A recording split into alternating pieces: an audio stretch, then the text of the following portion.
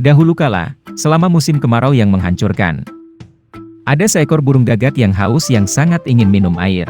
Burung gagak yang malang terbang dan terbang mencari cara untuk memuaskan dahaga. Dari satu tempat ke tempat lain dia pergi.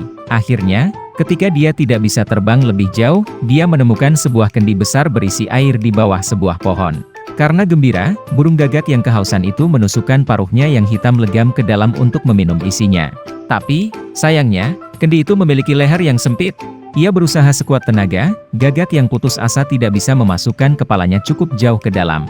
Yang membuatnya cemas, dia menyadari bahwa air berada di luar jangkauannya. Gagak yang haus berteriak dan mengepakkan sayapnya dengan sedih. Dia berusaha menjatuhkan kendi tapi tidak berhasil. Itu terlalu berat untuk tubuhnya yang lelah dan dehidrasi untuk bergerak. Burung gagak itu hampir kelelahan dan siap terbang ke tempat lain. Tapi kemudian sebuah ide datang kepadanya. Di sekitar kendi terdapat beberapa kerikil bundar kecil. Gagak mengambilnya, satu persatu, burung gagak yang kehausan menjatuhkan kerikil tersebut ke dalam kendi. Berkali-kali dia menempatkan batu-batu tersebut ke dalam kendi. Dan dengan setiap kerikil bertambah, permukaan air mulai naik. Idenya berhasil. Akhirnya, setelah banyak bekerja keras, air naik begitu tinggi di dalam kendi sehingga gagak yang pandai itu bisa minum sampai kenyang dan memuaskan dahaganya untuk selamanya. Pesan moral pertama dari cerita Gagak Haus. Apa yang bisa kita pelajari dari cerita pendek burung gagak yang kehausan ini? Pertama, kebutuhan adalah ibu dari penemuan. Di saat-saat sulit, Anda harus bangkit menghadapi tantangan. Di mana ada kemauan di situ ada jalan. Dan ketika sesuatu yang penting dipertaruhkan, terserah Anda untuk menentang rintangan dan meraih kemenangan dari lengan kekalahan.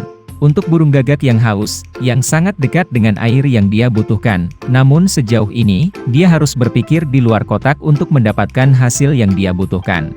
Ada pelajaran terkait lainnya untuk diambil dari ini. Jangan menyerah. Atau, jika pada awalnya Anda tidak berhasil, coba lagi. Gagak tidak berhenti ketika segala sesuatunya tidak berjalan sesuai keinginannya. Lama sekali dia mencari sesuatu untuk diminum. Dia tidak hancur atau menyerah pada nasibnya ketika dia menyadari bahwa air berada di luar jangkauannya. Dan dia juga tidak terhalang ketika upaya fisik pertamanya untuk mengaksesnya gagal. Dia terus melakukannya. Dan, akhirnya, setelah percobaan, kesalahan, frustrasi, dan kegagalan, dia mendapatkan hadiahnya. Pesan moral kedua dari Gagak yang Haus itu bukan satu-satunya moral dari cerita Gagak yang Haus. Ada juga sesuatu di sana tentang menggunakan kecerdasan di atas kekuatan, otak di atas otot, dan bekerja dengan cerdas alih-alih keras untuk mencapai tujuan Anda. Ide ini hampir terasa tabu.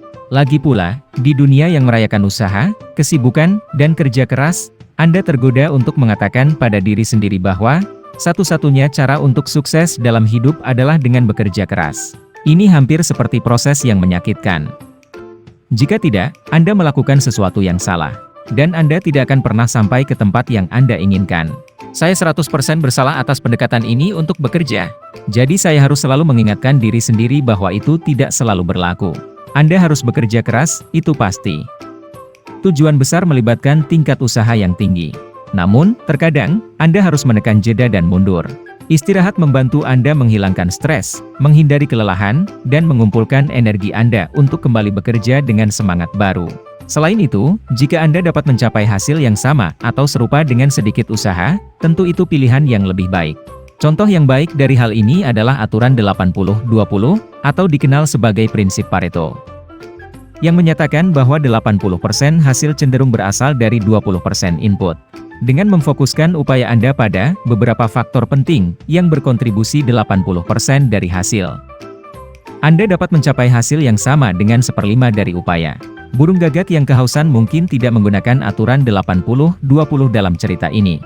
Tapi dia pasti memecahkan masalahnya dengan solusi yang sederhana dan terinspirasi. Dan ini berbicara tentang makna lain dari kisah itu.